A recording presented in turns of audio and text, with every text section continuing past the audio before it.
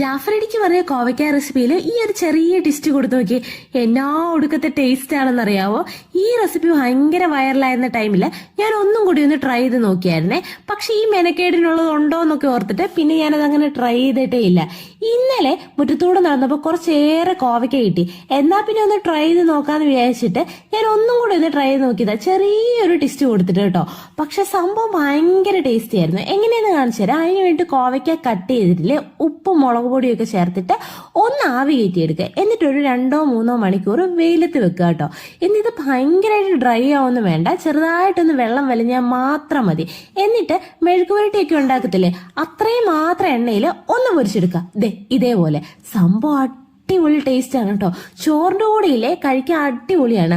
അല്ലാതെ ഈ കോവയ്ക്ക ഏതൊക്കെ റെസിപ്പിയിൽ എങ്ങനെയൊക്കെ വെച്ചെന്ന് പറഞ്ഞാലും എല്ലാം ഒരുമാതിരി ഒരു ടേസ്റ്റ് ഇല്ലേ. പക്ഷെ ഇങ്ങനെ വെച്ചാലേ ചേട്ടൻ പറഞ്ഞ പോലെ തന്നെ നല്ല അടിപൊളി ടേസ്റ്റ് ആണ്.